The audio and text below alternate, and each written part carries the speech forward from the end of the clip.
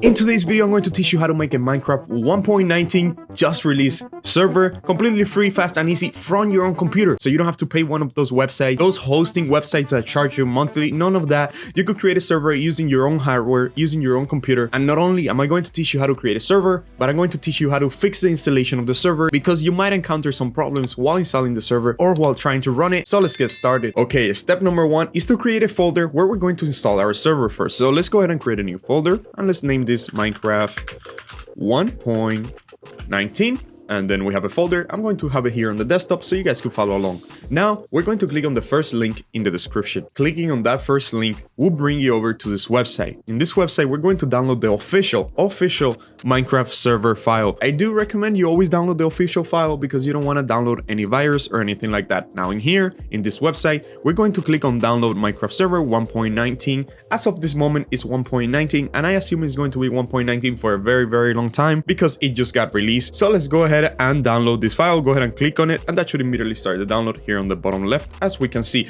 Now do not close this website because we're going to use it later. For now, we could go ahead and drop this file into the desktop and we could minimize this website. Do not close it, okay? Now we need to run this server file, but to run that server file you need a software called Java, and not any Java. You need one of the newest versions of Java, either Java 17th or Java 18th. For your luck, I'm going to show you how to install Java 18th, so let's go ahead and install Java. Click on the second link in the description of this video, which will bring you over here to this website where we're going to download Java 18. In here, you're going to scroll down until you find Java downloads. Go ahead and click on that, and then you're going to scroll down until you find Java 18. Click on that, and then click on Windows, right? I assume that you're installing the server for Windows. If not, then go ahead and follow the process for any other operating system. In my case, it's Windows. Go ahead and click on that, and we're going to find something called x64 installer, right? You don't want to install this one because some of you have installed MSI installer and that installs extra software. You don't want that. You want to install x64, so that's the one in the middle. Go ahead and click on this blue link right here, and that should immediately start the download for Java 18, the installation. We're going to drop that file into the desktop as soon as it finishes downloading. So let's just wait for that to finish. There we go. We're going to drop that into the desktop. Now, the thing is that many of you might not see these scopes in here, or you might try to run the installation and it might not work. That is because you need to run a Jarfix. And how do you run a Jarfix? Go ahead and click on that third link in the description, which will bring you over here to this website. And in here, we're going to click on download right here, and that is going to bring us down here where we're going to click on this blue thing right here that says jarfix.exe. We're going to click on that, and that is going to immediately start the download for Jarfix because Jarfix is needed a bunch of times to fix the installations for Java. Let's go ahead and drop the Jarfix into the desktop, and now we could close these two websites, right? Do not close the server website, the one from Minecraft, just those two, okay? Now, before installing Java 18th, we need to make sure to get rid of any other installation of Java in our computer. So let's go ahead and click on search bar, and let's go ahead and type auto remove programs, as you can see right here, and we're going to search on the list for Java, right?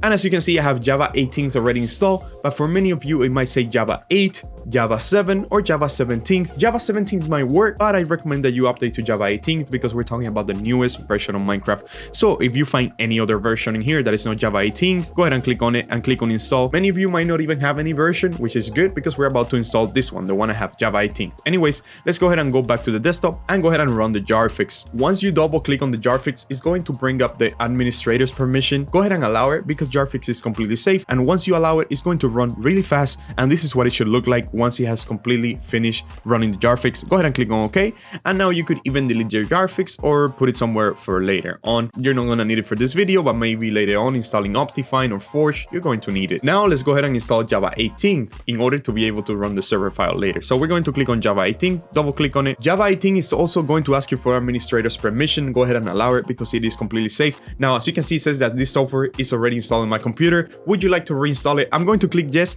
just so you guys could see the process that you are going to go through and you don't feel weird when you have to do it and you don't know what you're doing, okay? So don't worry, I'm going to reinstall Java. So this is what you're going to get in here. We're going to click next, and then we're going to click next again. Unless you feel like installing Java anywhere else, you are free to change the installation folder. I'm going to leave it in the default folder. Go ahead and click next, and that should immediately start the installation. The installation for Java doesn't take that long, and it is needed for the server to work, for the server file. Also, if you're later on going to play modded Minecraft, Minecraft, like installing Forge or installing Optifine or any other mods that you want to add, you're going to need the newest version of Java. So it is really important that you update Java. Anyways, once Java has finished, it should look something like this. We could go ahead and close that, and now we could even delete the installation or move it for later use if you need to use it later on. Anyways, now that we have our folder and our server file left, we're going to drop our server file into that folder just like that, and we're going to open that folder. And the only thing that we should have in there is the server file. You're going to go ahead and double click it, and that should immediately start extracting some files. As you can see in there, it's just getting some files out. Do not worry about that, just let it extract all of that. And once your folder looks the way mine looks, let me refresh it so you can see, you should have around 5 different files, and obviously if you include the server file, 6 of them. You're going to double click on this ULA file right here, and you're going to type the thing that says false, you're going to type true. Okay, so we're going to change that to true. So you can see right there, click file, save, and we're gonna go ahead and close this. And now we're going to double click on the server file one more time. Just double click on it, and that should immediately start unloading some other stuff and loading up. As you can see in there, it's loading up the server because this right here is the automated launcher or command prompt that the new Java includes. That's one of the great things about updating Java, that you don't have to manually create the run file. Now, if some of you are having trouble running the server, if some of you are struggling to run the server automatically through the server file, I'm going to teach you how to do it manually. Okay, so let's go ahead and stop the server. That, by the way, it's already that's already the server running. Also, I'm going to teach you how to link your IP address to the server in a bit, but first let me teach you how to run the server manually in case you're having troubles running the server automatically through the server file. So remember, I told you not to close the Minecraft website earlier, and once you have that website open, we're going to click and copy this right here, this thing that says Java XMX, all of that. We're going to select it, we're going to right click it, and we're going to click copy. Right, so once we have that copied, we could go ahead and close this website, whatever. Just go ahead and click on close right there, and now we're going to go back into our folder with the server files. We're going to create a new file in here.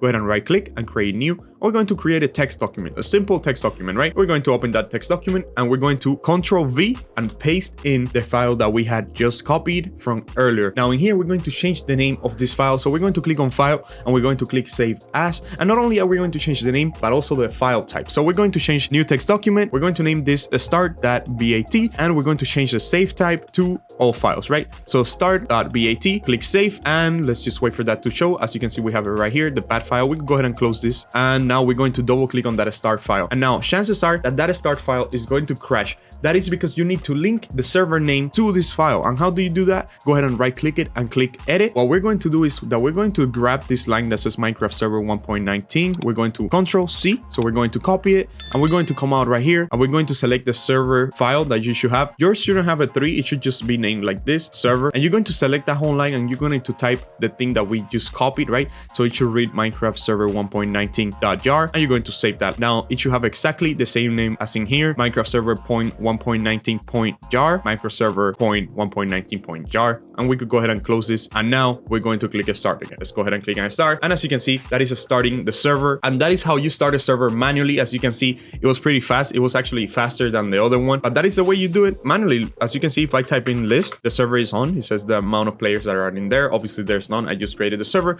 but I know for many of you, starting the server through this command prompt is going to be better because this is the old way you will start a server, and many of you will feel more comfortable with this command prompt. Anyways, let me show you how to get this server online real quick. Go ahead and stop the server, and I recommend that you always stop it typing in stop. Do not just close it in here, because if you close it through the top, first you could ruin your save, you could ruin your world, or it's not going to close properly, and you're going to have some applications running in the background. So you might notice that your computer is slower after you close the server if you close it through the X right here. So you just want to type a stop, so it stops all the processes running in the background. Anyways, how do we link this server to our own IP address? What you want to do is go ahead and select server properties, as you can see right here, and go ahead and right click and click edit. I'm going to edit it with Notepad++, but you probably have Notes, so you edit it with Notes. It doesn't matter, just open the text reader, whatever text reader you have. If you want to edit it with Word, be my guest. Anyways, once you're here, you're going to find something called IP address. So we're going to look for the IP address or server IP address. As you can see right here, server IP, that's what we're looking for. In my case, it's line 46, a string 46. In yours, it might be more or less. Usually it's around there. Anyways, once we found the server IP address, we're going to add our local IP address. How do you find your local IP address? Go ahead and click on the search bar and type command prompt as so. And once you see the command prompt, go ahead and launch it, and you should get something like this. In here, we're going to type ipconfig.